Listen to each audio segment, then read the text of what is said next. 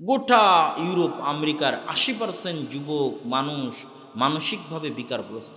বাহ্যিকভাবে দেখতে স্বাভাবিক মনে হয়, কিন্তু তাদের দিন শেষে আনন্দের জন্য মদ লাগে, মাদকতা লাগে। এবং যেহেতু বাপ মা সবাই তো আদমের সন্তান, তারাও আদমের সন্তান, আপনিও আদমের সন্তান, আপনার দুঃখ কষ্ট তাদের দুঃখ কষ্ট সেম, একই। তো তাদেরও খারাপ লাগে একটা ছোট্ট বাচ্চা যখন দেখে তার মা আরেকজনের সাথে পরকীয়া করে, তার বাপ আরেকজনের সাথে পরকীয়া করে, বাপ মায়ের মধ্যে মিল নাই। তো ওই ছোট বাচ্চাও আদমের সন্তান, এই ছোট বাচ্চাও আদমের সন্তান। তাহলে আপনি এই বাংলাদেশের একটা ছোট বাচ্চাকে দেখলে তার অবস্থা বুঝতে পারবেন ইউরোপ আমেরিকার একটা ছোট বাচ্চার অবস্থা, যে তার মানসিক অবস্থা কি হতে পারে। এই জন্য একটা আদর্শ পরিবারে, একটা ইসলামী সমাজে, একটা ইসলামী পরিবারে যে বাচ্চা বড় হয়েছে, ও মানসিকভাবে যত শক্তিশালী হবে, তার মানসিক শক্তির সামনে গোটা ইউরোপ আমেরিকা কিনে নেওয়া সম্ভব। তার মানসিক শক্তির সামনে কিনে নেওয়া সম্ভব। এটা আমি বাস্তবে অনুভব করে দেখে আপনাদের সামনে বলছি, সম্মানিত উপস্থিতি। তাহলে ইসলামী সমাজ ব্যবস্থায় মা এবং বোনদের অবস্থানটা কোথায়, আর বস্তুবাদী সমাজ ব্যবস্থায় মা এবং বোনদেরকে কোথায় নামিয়ে আনা হয়েছে, তার সংক্ষিপ্ত বিবরণ আপনাদের সামনে পেশ করার পর এবার চলেন ইসলামী সমাজের তৃতীয় গুরুত্বপূর্ণ এলিমেন্ট, আমাদের যুবক ভাইয়েরা যারা এখানে বসে আছে। বাপ মায়ের পর্ব শেষ, স্ত্রী কন্যার পর্ব শেষ, এবার যুবকদের পর্ব দিয়ে ইসলামী সমাজ ব্যবস্থার এই বক্তব্যের শেষের দিকে চলে যাব ইনশাআল্লাহ। যুবকদের উদ্দেশ্যে কি বলতে চাই? যুবকদের উদ্দেশ্যে যেটা বলার সেটা হচ্ছে,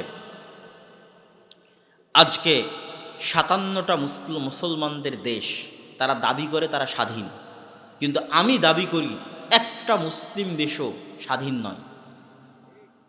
এরা নাম কাওয়াস্তে রাজনৈতিকভাবে স্বাধীনতা অর্জন করেছে। কারো অর্থনৈতিক স্বাধীনতা নাই, কারো জ্ঞান বিজ্ঞানের স্বাধীনতা নাই। এই দুই স্বাধীনতার কারণে এরা সব নত, তথা প্রকৃত স্বাধীনতার স্বাদ ভোগ করতে পারে না।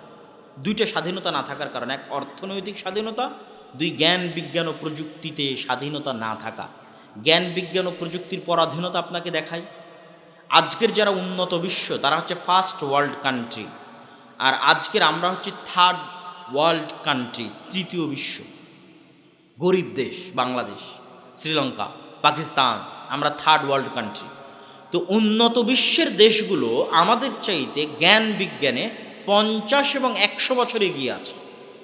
তাদের কাছে 50 এবং 100 বছর অগ্রিম জ্ঞান বিজ্ঞান আছে, যা তারা এখনো পৃথিবীতে ছাড়েনি, রিলিজ করেনি, কিন্তু তাদের কাছে আছে। সময়ে সময়ে তারা রিলিজ করবে। আর আপনি যদি বলেন যে আমি গোটা বাংলাদেশ বিক্রি করে দেব, তোমার কাছে যা জ্ঞান গরিমা আছে আমার কিছু বিজ্ঞানীকে শিখাও, কোশ্চেন কালেও শিখাবে না। কেন? এইটা দিয়ে তারা গোটা পৃথিবীর উপর আধিপত্য বিরাজ করে রেখেছে, এক জ্ঞান বিজ্ঞান দিয়ে। এক জ্ঞান বিজ্ঞানের দাসত্বের একটা নমুনা আপনাকে দিই। একটা মুসলিম রাষ্ট্র উন্নত বিশ্বের কাছ থেকে একটা জেট ফাইটার বিমান ক্রয় করেছে। আচ্ছা, একরামুল নামে কারো স্বামীর স্ত্রী মহিলা প্যান্ডেলে অসুস্থ, আপনি একটু অবশ্যই যাবেন জরুরি ভিত্তিতে মহিলা প্যান্ডেলে। একরামুল তো একটা জেট ফাইটার বিমান কিনেছে একটা মুসলিম দেশ। তো ওই উন্নত বিশ্ব বলছে যে তুমি এটা কিনে নিয়ে গেছো ভালো কথা, যদি নষ্ট হয়, নষ্ট হয়ে গেলে আবার আমার কাছে পাঠাবা, আবার নতুন করে বিল দিবা, পয়সা দিবা, টাকা দিবা, আমি আবার নতুন করে তোমার মেশিন ঠিক করে দিব, আবার তোমার কাছে পাঠাবো। কিন্তু এটা নষ্ট হলে কেমনে ঠিক করে এই জিনিস তোমাকে শিখাবো না। কি বুঝলেন? কথা মনে বুঝাতে পারিনি আমি উত্তর শুনতে যাচ্ছি, কথা কি বুঝতে পেরেছেন? এই মাইক আপনার কাছে বিক্রি করেছি, বিক্রি করার পর বলেছি মাইক যদি নষ্ট হয় কেমনে ঠিক করতে হয় তা শিখাবো না, আবার আমার কাছে আসিও, আবার নতুন করে টাকা দিও, আমি আবার মাইক ঠিক করে তোমাকে দিয়ে দেবো। তো তোমার কাছে যুদ্ধ বিমান বিক্রি করলাম, কেমনে ঠিক করতে হয় জানাবো না, নষ্ট হলে আমার কাছে আসবা, আবার টাকা দিবা, টাকা দিয়ে কিনেছো, আবার টাকা দিয়ে ঠিক করে নিয়ে যাবা। এর নাম হচ্ছে জ্ঞান বিজ্ঞানের দাসত্ব। তারা 50-100 বছর এগিয়ে। আর আপনি যে গোলাম দাস, এটা বোঝার জন্য দুটো উপায়। এক, আজকে আপনি প্রধানমন্ত্রী হয়ে যান, দেশের রাষ্ট্রপতি হন, আপনি বুঝবেন যে আপনি গোলাম। এটা অনেকের গায়ে লাগতে পারে কথাটা, কিন্তু আপনি বুঝবেন, আপনি প্রধানমন্ত্রী হলেই পরের দিন বুঝবেন যে আমি গোলাম, এটা গোলাম দেশের গোলাম প্রধানমন্ত্রী হয়েছে। আর একটা উপায় কি বুঝার? আরেকটা উপায় হচ্ছে আপনার গলায় যদি বাংলাদেশি পাসপোর্ট ঝুলান, বাংলাদেশি পাসপোর্ট ঝুলিয়ে এই 1,57,000 বর্গ মাইলের বাইরে বেরোবে। সেটা যদি ইন্ডিয়া হয় তো ইন্ডিয়া, সেটা যদি অন্য কোনো দেশ হয় তো অন্য কোনো দেশ। তখন দেখবেন আপনার দামটা কোথায়। আপনার ভ্যালুটা কোথায়? এই যে হাজারো যুবক বসে আছে, যারা কেউ ঠিক বলছে কেউ ঠিক বলছে না, এরা ওই যে বিশ্বকাপ খেলার সময় যেই সমস্ত দেশের খেলা দেখে লাফালাফি করেছে, চিল্লাচিল্লি করেছে, আবার পিকনিক করেছে, ওই সমস্ত দেশেও যদি এরা বাংলাদেশি পাসপোর্ট ঝুলিয়ে প্রবেশ করতে চায়, তাদেরকে ন্যাংটা করে ইমিগ্রেশনে পরীক্ষা করবে। কেন না? ওই বাংলাদেশি এই জন্য, এটা হচ্ছে ওর দাম। কিন্তু ওই বাংলাদেশে বসে ঠিকই লাফালাফি করেছে, কিন্তু ও ততক্ষণ বুঝবে না যে ও গোলাম, গোলামের ঘরের গোলাম, যতক্ষণ না ওই বাংলাদেশি পাসপোর্ট গলায় না ঝুলিয়ে এই দেশের বাইরে বের না হয়েছে। কিন্তু ওদেরকে দোষ দিয়ে লাভ নাই, আমি বারবার বলি তাদের দোষ দিয়ে লাভ নাই, দোষ তো এই যুবকদেরই। আমি তো ইউরোপের বিশ্ববিদ্যালয়ে পড়ি, তো ইউরোপের বিশ্ববিদ্যালয়, ইউরোপেরই তো খেলা ফুটবল বিশ্বকাপ। তো ফুটবল বিশ্বকাপের কোনো একটা দিন আপনাকে চ্যালেঞ্জ দিলাম, যুবক যারা তোমরা শিক্ষিত আছো, বিভিন্ন এলাকা থেকে আসছো, আজকে এখান থেকে ফিরে গিয়ে ইউটিউবে সার্চ দাও, গুগলে সার্চ দাও, যে কোনো একটা ম্যাচকে কেন্দ্র করে, আর্জেন্টিনা ব্রাজিলের কোনো একটা ম্যাচকে কেন্দ্র করে অক্সফোর্ড বিশ্ববিদ্যালয়ের কোনো একটা ব্যাচের ছাত্ররা কোনো একটা পিকনিক করেছে, কোনো এক জায়গায় একত্রিত হয়ে আনন্দ উৎসবের সাথে আর্জেন্টিনা এবং ব্রাজিলের খেলা দেখেছে। অক্সফোর্ড, ক্যামব্রিজ, হার্ভার্ড, ইউরোপ আমেরিকার কোনো একটা বিশ্ববিদ্যালয়ের কোনো একটা ব্যাচের স্টুডেন্টস একত্রিত হয়ে আনন্দ উল্লাসের সাথে খেলা দেখেছে, এবং একত্রিত হয়ে কোনো এক দলের জয় পরাজয়ের কারণে টাকা পয়সা একত্রিত করে পিকনিক করেছে। এরকম একটা নিউজ আমাকে এনে দেখাও।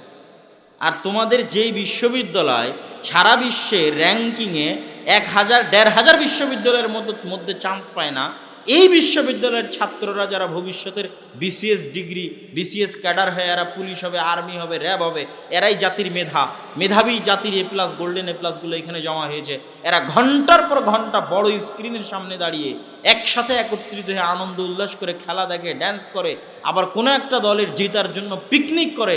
এরা যদি গোলামি যদি এদের ভাগ্যে না থাকে, তো কাদের ভাগ্যে থাকবে? গোলামি তো এদের ভাগ্যেই থাকবে। এই জন্য আমি বলেছি যে আমাদের, যে আমি কিন্তু সব কথা এখন যুবকদের উদ্দেশ্যে বলতেছি, মা বোনের পর্ব শেষ করেছি, পিতা মাতার পর্ব শেষ করেছি, যুবকদের উদ্দেশ্য করে বলতেছি যে তোমাদের জীবনের সারমর্ম আমার কাছে ধরা পড়ে। অসংখ্য যুবক যাদের লাইফ ইজিক্যাল টু মানে সমান সমান, যাদের গোটা জীবন সমান সমান, কি আমি বলে দিই, এরকম অসংখ্য যুবক আছে। তুমি মরার আজকে যদি আমার এই বক্তব্য শোনো, আবার মরার পরে যদি কোনোদিন আমার এই বক্তব্যের কথা মনে পড়ে, তাহলে মিলিয়ে দেখবা যে আমার বক্তব্যের সাথে তোমার লাইফের সামারি মিলে কিনা, তোমার লাইফের সারমর্ম মিলে কিনা। আর না হলে চোখের সামনে যাদেরকে দেখতে পাচ্ছ তাদেরকে দেখে আমার বক্তব্য মিলাও যে লাইফের সামারি মিলে কিনা।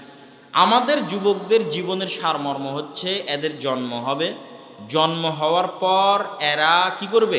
ছোট বয়সে একটু খেলাধুলা করলো, ঠিক আছে, বুদ্ধি হওয়ার পর একটা মোবাইল হাতে পাবে, video games, free fire, PUBG.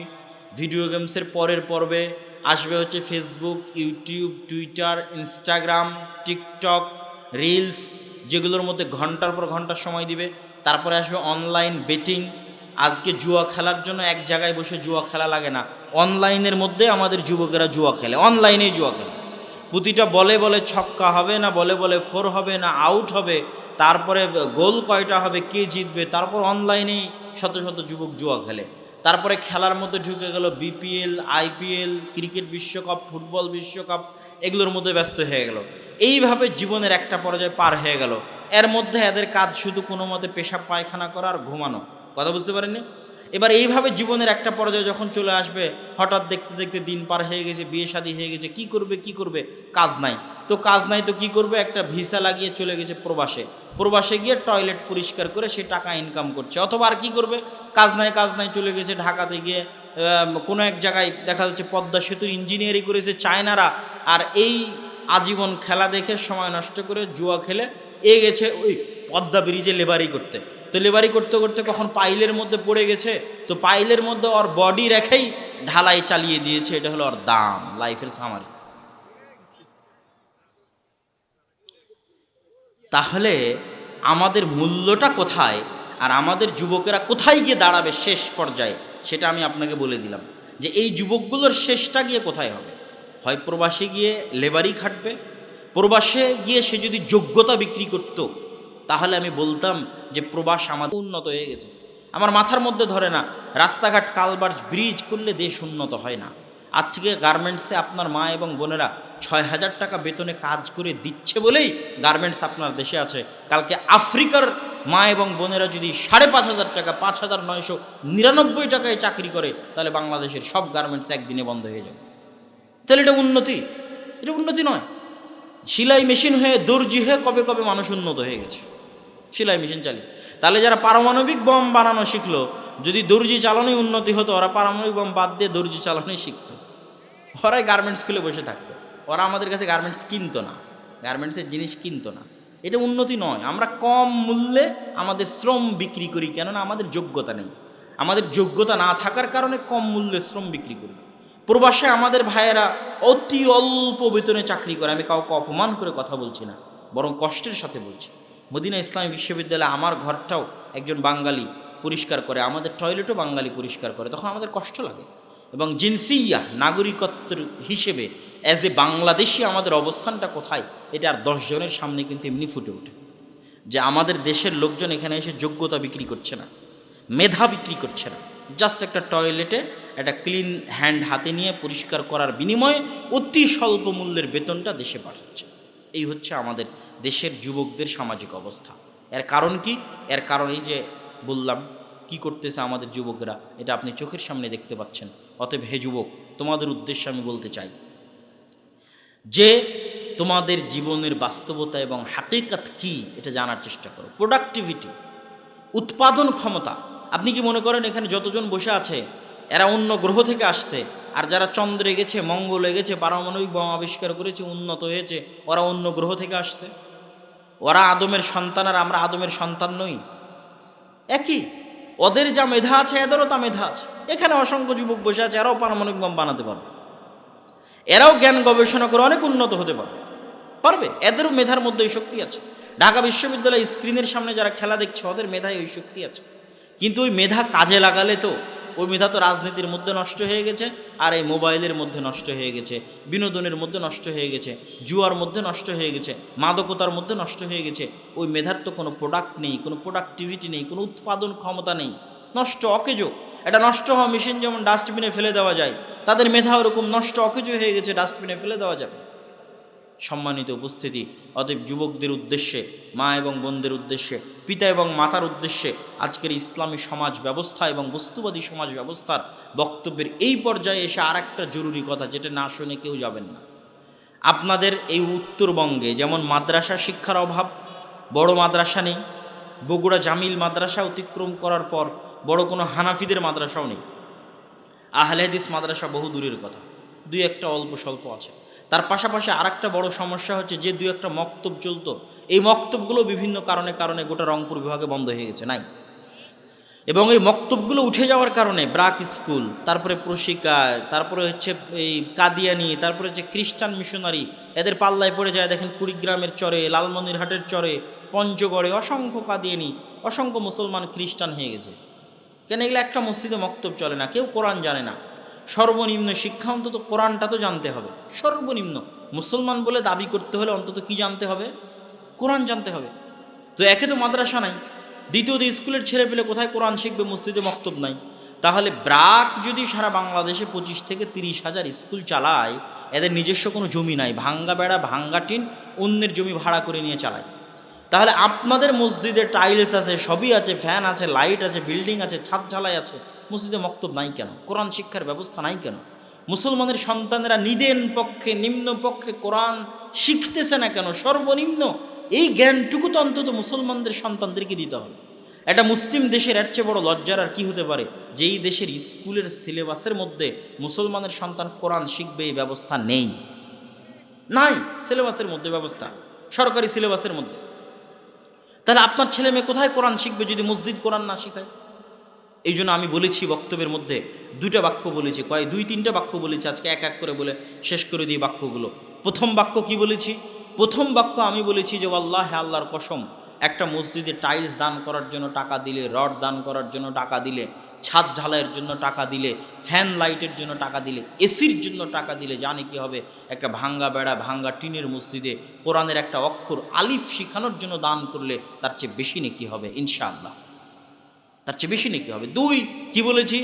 আমি এটা বলেছি, যেই মসজিদ কমিটি মক্তব চালাতে পারে না, ওই মসজিদ কমিটিকে 24 ঘন্টার মধ্যে পদত্যাগ করতে হবে। মক্তব চালাতেই হবে। 3 কি বলেছি, ভিক্ষা করে হলেও, না খেয়ে থেকে হলেও, ক্ষুধার্ত থেকে হলেও মসজিদে মক্তব চালু করতে হবে প্রত্যেকটা মসজিদে। আপনার মসজিদে থাকলে আর একটা মসজিদে কেন নাই খোঁজ নিতে হবে। আপনার মসজিদে থাকলে গ্রামের সব বাচ্চা মসজিদে কোরআন শিখতে আসে কিনা এটা নিশ্চিত করতে হবে। মসজিদকে প্রোডাক্টিভ হতে হবে। মসজিদের জায়গা দখল করে রাখবেন, ছাদ দিয়ে খালি 5 ওয়াক্ত সালাত আদায় করে টাইলস আলা সুন্দর মসজিদ বাসর ঘরের মতো সাজিয়ে রেখেছেন। নামাজ শেষ, মসজিদে তালা। রমজান মাসে ফেতরার চাউল বন্টন করলেন, কুরবানিতে গোস্ত বন্টন করলেন, এই কি মসজিদের কাজ শেষ? আপনি কি মনে করেন এটাই মসজিদের কাজ শেষ? মসজিদকে প্রোডাক্টিভ হতে হবে। মসজিদের অসংখ্য অগণিত কাজ আছে, সমাজে প্রভাব বিস্তার করতে হবে মসজিদকে। তার সর্বনিম্ন কাজ হচ্ছে মসজিদে অন্তত কি থাকতে হবে? জোরে বলেন, কি থাকতে হবে? মক্তব থাকতে হবে। এই জন্য আদ-দাওয়া ইলাল্লাহ আপনাদের রংপুর বিভাগে 150টা মক্তব চালায় নিজ খরচে, জামিয়া সালাফিয়া ডাঙ্গিপাড়া পবা রাজশাহী থেকে। এবং আগামী রমজানে আরও 100টা মক্তব চালু হবে ইনশাআল্লাহ। আর দিনাজপুর আল জামিয়া সালাফিয়া আপনাদের এখান থেকে পাশেই। কত ফেব্রুয়ারিতে সালাফি কনফারেন্স আছে বলেন তো? 3 ফেব্রুয়ারিতে। কোথায় সালাফি কনফারেন্স আছে? দিনাজপুর আল জামিয়া সালাফিয়া তেঘরা বিরল। গোটা রংপুর বিভাগে হানাফি আহলে হাদিস নির্বিশেষে সবচেয়ে বড় প্রতিষ্ঠান হতে যাচ্ছে, দিনের কেন্দ্রীয় শিক্ষা প্রতিষ্ঠান হতে যাচ্ছে। এখান থেকে রংপুর বিভাগে আমরা দাওয়াতি কার্যক্রম, মক্তব সহ যাবতীয় কার্যক্রম পরিচালনা করতে চাই। এই কেন্দ্রীয় শিক্ষা প্রতিষ্ঠানের সাথে অত্র অঞ্চলের প্রত্যেকটা মুসলমানের সম্পর্ক থাকা উচিত। অন্তত দেখতে গিয়ে দোয়া করে আসা উচিত। আগামী 3রা ফেব্রুয়ারি দিনাজপুর জামিয়া সালাফিয়ার সালাফি কনফারেন্সে শায়েখ আব্দুর রাজ্জাক বিন ইউসুফ থাকবেন। আপনাদের সেখানে উপস্থিত হওয়ার আমন্ত্রণ জানিয়ে আজকের আমার সংক্ষিপ্ত বক্তব্য, বস্তুবাদী সমাজ ব্যবস্থাপনা, ইসলামী সমাজ ব্যবস্থার উপর আমার সংক্ষিপ্ত বক্তব্য এখানেই শেষ করছি।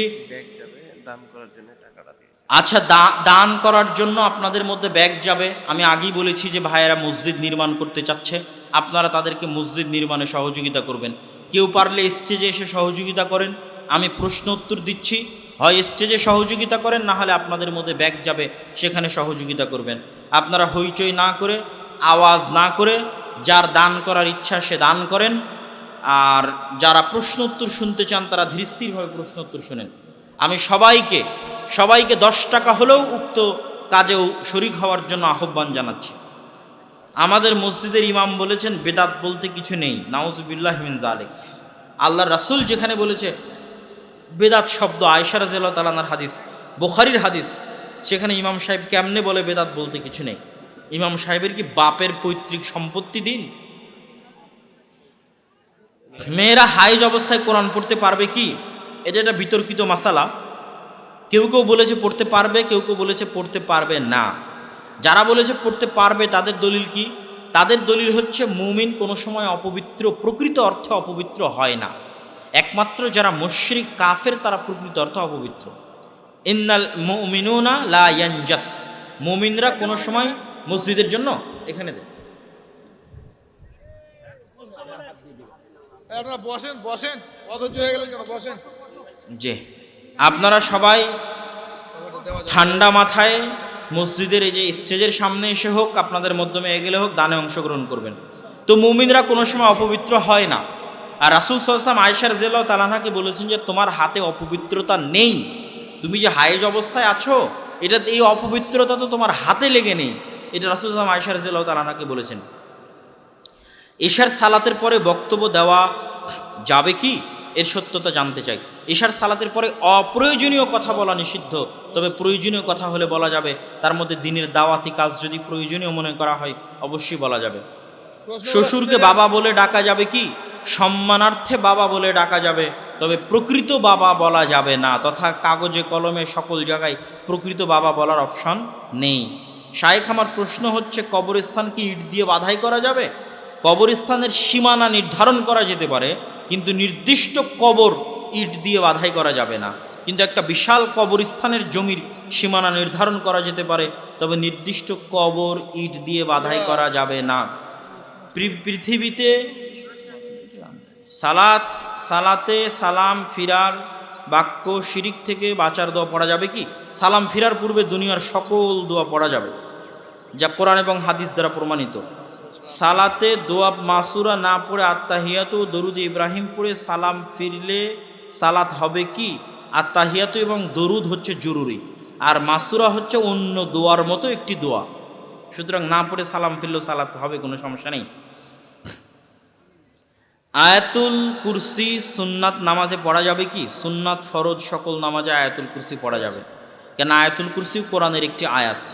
বিতির নামাজের পরে তাহাজ্জুদ পড়া যাবে কি? জি না, বিতিরই হচ্ছে রাতের শেষ সালাত। যতদূর জানি ফসলের ওসর সেচের পানিতে 20 ভাগের 1 ভাগ, আল্লাহর পানিতে 10 ভাগের 1 ভাগ। বর্তমান মৌসুমে 2 পানিতেই, বৃষ্টির পানি এবং সেচের পানি, কোনটা বেশি খরচ, কোনটাতে বেশি হচ্ছে, যেটার পরিমাণ বেশি সেটাই ধরবেন। আমরা 7 ভাই 3 বোন, আমাদের বাবা মা মারা গেছেন, আমার বাবার কবরের পাশে দাঁড়িয়ে একসঙ্গে হাত তুলে মোনাজাত করতে পারবো কি? জি না, একা একাই যে যার মতো যাবে সে সার মতো একা একই হাত তুলে দোয়া করবে। গুল বিড়ি সিগারেট খেলে কি মায়ের সাথে জেনার মতো পাপ হয়? এরকম আমার জানা নেই, তবে গুল বিড়ি সিগারেট হারাম, হারাম খেলে 40 দিন ইবাদত কবুল হবে না, আর এই হারাম যারা খাবে তাদের জান্নাতে যাওয়াও দুরূহ এবং কঠিন হবে। মানুষ মারা গেলে গরু জবাই করে আত্মীয়দের খাওয়ানো বেদাত, বেদাত, বেদাত। বরং যেই বাড়িতে মানুষ মারা গেছে সেই বাড়িতে আপনাদেরকে আরও খাবার পাঠাতে হবে, অন্তত 3 দিন যাবত ওই বাড়িতে খাবার পাঠাবেন। রমাজান মাসে সিয়াম অবস্থায় স্বামী স্ত্রী সহবাস করলে কি হবে? ফরজ সিয়াম থাকা অবস্থায় সহবাস করলে 60 দিন টানা সিয়াম পালন করতে হবে, অথবা 60 জন মিসকিনকে খাওয়াতে হবে, অথবা গোলাম আজাদ করতে হবে।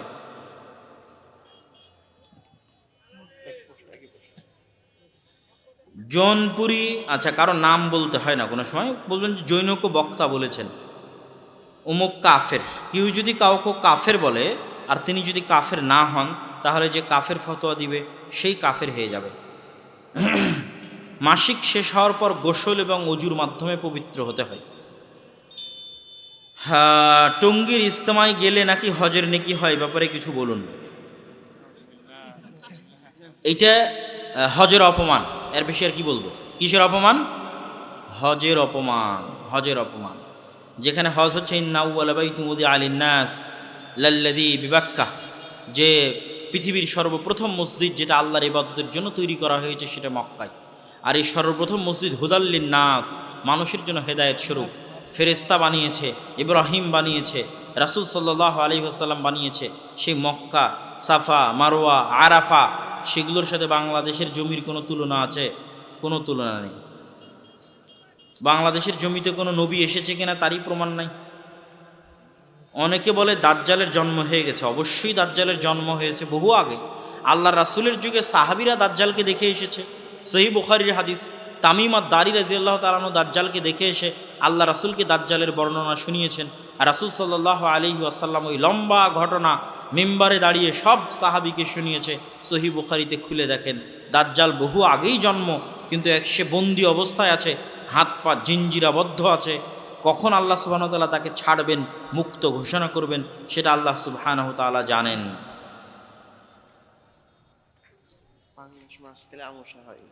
মসজিদের জমি বন্ধক রাখা যাবে কি? বন্ধক রাখা বলতে আমি যেটা বুঝি যে এই জমি বাবদ এত টাকা নিলাম, এই টাকা যতদিন ফেরত না দিব ততদিন তোমার কাছে জমি থাকবে, এই পদ্ধতি হারাম। এই পদ্ধতি কি?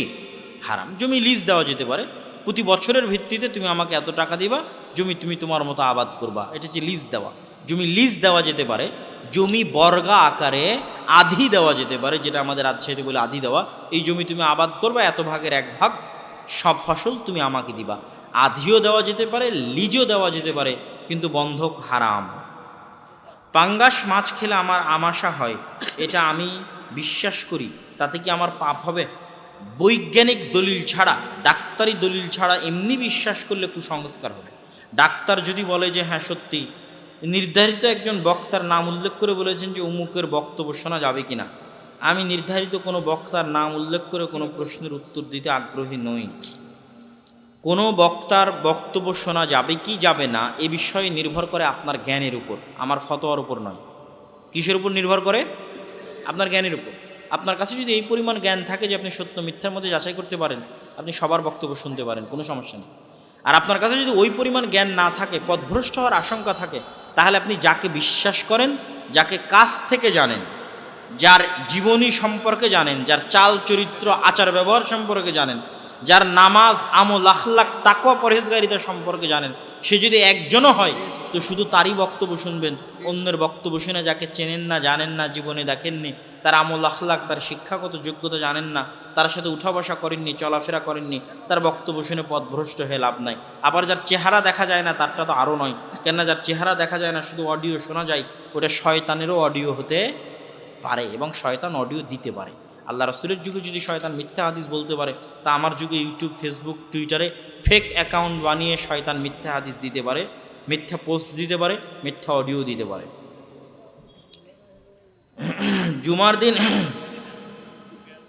জুমার দিন ইমাম খুতবা দেওয়ার সময় মুসল্লিরা মসজিদে প্রবেশ করে ইমামের সামনে সালাত শুরু করে দেয়। ইমাম খুতবা দেওয়ার সময় সালাত আদায় করা যাবে কি? যদি তাহিয়াতুল মসজিদ হয়, তথা মসজিদের যে 2 রাকাত সালাত আদায় না করে মসজিদে বসা যায় না, যদি ওই 2 রাকাত সালাত হয়, তাহলে ইমাম খুতবা দিলেও খুতবা দেওয়া অবস্থাতেই তাহিয়াতুল মসজিদ আদায় করে মসজিদে বসতে হবে। আর এর বাইরে অন্য কোনো সালাত খুতবা চলা অবস্থায় আদায় করা উচিত নয়, ঠিক নয়, জায়েজ নয়, না জায়েজ। কেননা খুতবা শোনাও একটা ইবাদত, অতএব অন্য সালাত বাদ দিয়ে খুতবা শুনতে হবে। তবে যদি তাহিয়াতুল মসজিদ হয়, তাহলে শুধু তাহিয়াতুল মসজিদে 2 রাকাত সালাত আদায় করে বসে পড়বে। যে ব্যক্তি গলায় তাবিজ আছে, তার গলায় তাবিজ থাকা অবস্থায় তাকে ঝাড়ফুঁক করা যাবে কি? তাবিজ শিরক, আর শিরকের সাথে মুসলমানের সম্পর্ক রাখা উচিত নয়। শিরকি জিনিস গলায় রেখে আল্লাহর সাহায্য পাওয়া সম্ভব নয়। অতএব আল্লাহর উপর পূর্ণ আস্থা, পূর্ণ বিশ্বাস থাকলে, আল্লাহর কোরআনের উপর পূর্ণ আস্থা, পূর্ণ বিশ্বাস থাকলে, নাস ফালাক ইখলাস আয়াতুল কুরসির উপর পূর্ণ বিশ্বাস থাকলে, নাস ফালাক ইখলাস আয়াতুল কুরসির পাওয়ার, ক্ষমতা, শক্তির উপর পূর্ণ বিশ্বাস যদি থাকে, যে হ্যাঁ নাস ফালাক আয়াতুল কুরসি, ইখলাস, সূরা ফাতিহা, সূরা বাকারার শেষ 2 আয়াত পৃথিবীর সকল জাদু টোনা, বদনজর, জিন, শয়তান সব কিছুকে ধূলিসাৎ করে দিতে পারে একদিন আগে একদিন পরে। এই যদি শক্ত মজবুত বিশ্বাস থাকে, তাহলে তাবিজ খুলেই ঝাড়ফুঁক করতে হবে। আর যদি বিশ্বাস না থাকে, তাহলে ঝাড়ফুঁক করলেই কি আর না করলেই কি। তাবিজ সহ মরে গিয়ে জাহান্নামে যখন যাবে, তখন সে বুঝতে পারবে যে তার আসল অবস্থাটা কোথায়। উস্তাজি, আমি জানি মৃত ব্যক্তির উদ্দেশ্যে দাওয়াত খাওয়ানো হারাম, কিন্তু আমাকে আমার শিক্ষকেরা আমাকে জোর করে পাঠায়। লা তাআতা লি মাখলুকিন ফি মাসিয়াতিল খালিক। সৃষ্টিকর্তার লঙ্ঘনে সৃষ্টি জীবের কোনো আদেশ মানা যাবে না। তো তোমার টিচার সৃষ্টি জীব, আর মৃত ব্যক্তির বাড়িতে গিয়ে খাওয়া বা কোনো অনুষ্ঠানে অংশগ্রহণ করা বেদাত, আর বেদাতে অংশগ্রহণ করা যাবে না, এটা সৃষ্টিকর্তার আদেশ। আর তোমার টিচার হচ্ছে সৃষ্টিজীব, তো সৃষ্টিকর্তার আদেশকে লঙ্ঘন করে সৃষ্টিজীবের আনুগত্য চলে না। শায়েখ এশার সালাতে কেউ যদি শেষের 1 রাকাত সালাত পায়, পরে বাকি সালাত একাকি পড়ার সময় সূরা ফাতিহার পর কি সূরা মিলাতে হবে? প্রয়োজন নেই মিলানোর। এগুলো কি একই প্রশ্ন না আলাদা প্রশ্ন? জামাত হয়ে যাওয়ার পর দ্বিতীয় জামাত একই জায়গায় পড়া উচিত নয়, একটু ভিন্ন জায়গায় দ্বিতীয় জামাত কায়েম করতে হবে।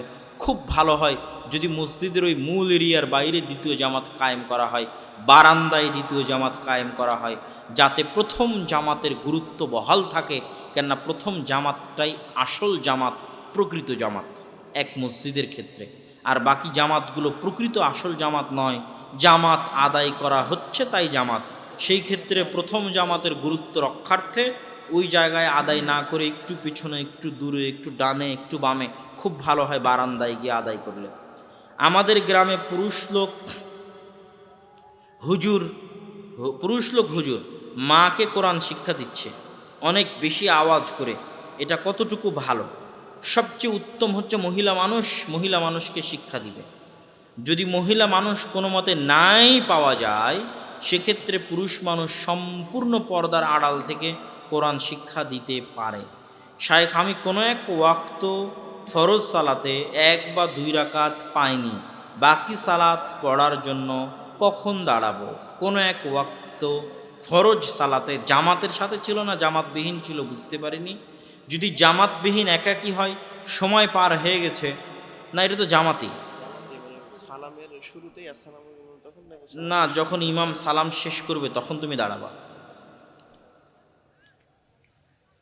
ঢাকা টুঙ্গির ইজতেমায় কি কি বেদাত চালু আছে আর সেগুলো বাদ দিলে কি যাওয়া যাবে? তাবলিগ বা দাওয়াতি কাজ উত্তম। তাবলিগ করা, দাওয়াতি কাজ করা প্রত্যেক মুসলমানের উপর ফরজ, জরুরি। কিন্তু সেই তাবলিগ, সেই দাওয়াত হতে হবে আল্লাহ রাসূলের দেখানো পদ্ধতি অনুযায়ী। তো আমি তাবলিগ জামাতের লোকেরা যে কাজ করে তাদের আন্তরিকতার বিষয়ে আমি কোনো প্রশ্ন উঠাবো না, বা তাদের খুলুসিয়তের বিষয়ে কোনো প্রশ্ন উঠাবো না। কিন্তু দুটো বিষয় অবশ্যই প্রশ্নবিদ্ধ। একটা হচ্ছে নির্ধারিত যে ফ্রেম তৈরি করা হয়েছে, ওই ফ্রেমকে একমাত্র লাস্ট ঘোষণা করা এবং ওটার উপর বিভিন্ন ফজিলত কায়েম করা, যে এত চিল্লা দিলে এই ফজিলত, এই করলে এই ফজিলত, যেগুলো সব বানোয়াট, আল্লাহ রাসূলের হাদিসে নাই, এটা বলা এবং ওটা মনে করে ওটাতে অংশগ্রহণ করা বেদাত। ওইটা মনে করে ওটাতে অংশগ্রহণ করা বেদাত। দ্বিতীয়ত, ফাজাইল আমলের মধ্যে অনেক জয়ীফ এবং জাল হাদিস আছে। যদিও বর্তমানে হানাফি আলেম ওলামারা ফাজাইল আমলের তাহকিক এবং তাখরিজ করে নতুন একটা সংস্করণ আনার চেষ্টা করতেছে। যদি তাহকিক ঠিক থাকে, ভালো উদ্যোগ, আমি এই উদ্যোগকে সাধুবাদ জানাই। আর এই রকম যদি সঠিক তাহকিক তাখরিজ সহ ফাজাইলে আমল, একদম জাল জয়ীফ হাদিসকে বাদ দিয়ে সহি ফাজাইলে আমল যদি সকল মসজিদে সকল জায়গায় রাখা হয়, আর এই ধরনের মিথ্যা ফজিলতের ধোকা, যে টঙ্গীর ইজতেমায় গেলে হজের নেকি হবে, অমুক হবে, তুমুক হবে, এই সেই, এই সমস্ত মিথ্যা কথাবার্তা, বেদাতি কথাবার্তা যদি মানুষ নিজের বিশ্বাস থেকে বাইরে রাখে, তাহলে স্বাভাবিক এই সম্মেলনে যেমন আপনি এসেছেন, এই রকম একটা স্বাভাবিক সম্মেলনে আমিও যেতে পারি। কিন্তু এই স্বাভাবিক সম্মেলনে আসলে এত নেকি হবে, পরপর 3 বছর আসলে এই হবে, পরপর 10 বছর আসলে এই হবে, তারপর আস্তে আস্তে এটাই আসলে হজ হয়ে যাবে, এই মনে করে আসলে তো গুনাহগার হবেন, জাহান্নামে চলে যাবেন। কিন্তু এই ধরনের সকল শর্তমুক্ত অবস্থায় স্বাভাবিক সিম্পল এক জায়গাতে কোরআন এবং হাদিসের কথা হচ্ছে, কোরআন এবং সহি হাদিস অনুযায়ী আলোচনা হচ্ছে, সেখানে তো যাওয়া যায়, অংশগ্রহণ করা যায়, করলে নেকি হবে। কিন্তু যেখানে সবই জাল এবং জয়ীফ হাদিসের উপর ভিত্তি করে এবং মিথ্যা ফজিলতের ধোকায়, সেখান থেকে দূরে থাকাই উত্তম। সহি শুদ্ধভাবে সালাত আদায় করলে ইমাম বিরোধিতা করে, এমন অবস্থায় করণীয় কি? সবর, সবর, সবর, ধৈর্য ধারণ করতে হবে। আল্লাহ সুবহানাহু ওয়া তাআলা আমাদের সবাইকে, অত্র প্রোগ্রামের আয়োজকদেরকে, সকলকে আল্লাহ সুবহানাহু ওয়া তাআলা তার দ্বীনের জন্য কবুল করুক, উত্তম প্রতিদান দান করুক, এবং অত্র প্রোগ্রাম আয়োজনের সাথে যারা জড়িত তাদের সকলের গুনাহ খাতা মাফ করে দিক। যারা দান সহযোগিতা করেছে, আল্লাহ সুবহানাহু ওয়া তাআলা তাদের ধন সম্পদে বরকত দিক। অত্র এলাকা গ্রামবাসী যারা যেভাবে এই প্রোগ্রাম আয়োজনে সহযোগিতা করেছে, তাদের আল্লাহ সুবহানাহু ওয়া তাআলা হেফাজত করুক, তাদের যাবতীয় বালা মুসিবত থেকে দূরে রাখুক। আর যারা বাধা প্রদান করেছে, ষড়যন্ত্র করেছে, শত্রুতা করেছে, আল্লাহ তাদেরকে হেদায়েত দান করুক। আল্লাহুম্মা আমিন। সুবহানাকাল্লাহুম্মা ওয়া বিহামদিকা আশহাদু আল্লা ইলাহা ইল্লা আনতা আস্তাগফিরুকা ওয়া আতুবু ইলাইক। আসসালামু আলাইকুম ওয়া রাহমাতুল্লাহি ওয়া বারাকাতুহু। আজকের সৌদি আরবে একদল মানুষের আবির্ভাব হয়েছে যারা নিজেদেরকে সেকুলার দাবি করে, সেকুলার সালাফি, সেকুলার মুসলিম, সেকুলার আরব। তারা কি বলে জানেন? তারা বলে আসসালামু আলাইকুম আমাদের কৃষ্টি কালচার নয়, আসসালামু আলাইকুম ইসলামিক কৃষ্টি কালচার। আমাদের কৃষ্টি কালচার কি? আমরা আরব, আমরা সৌদি আরবের মানুষ, আমরা কুয়েত, কাতার, বাহরাইনের মানুষ। আমাদের কৃষ্টি কালচার হচ্ছে সাবাহ আল খায়ের, সাবাহ আন নূর, গুড মর্নিং, গুড ইভিনিং, এই বলে সুস্বাগতম জানানো আরবি ভাষায়, এটা আমাদের নিজস্ব কৃষ্টি কালচার। আর আসসালামু আলাইকুম ওয়া রাহমাতুল্লাহ, এটা মুহাম্মদ সাল্লাল্লাহু আলাইহি ওয়াসাল্লাম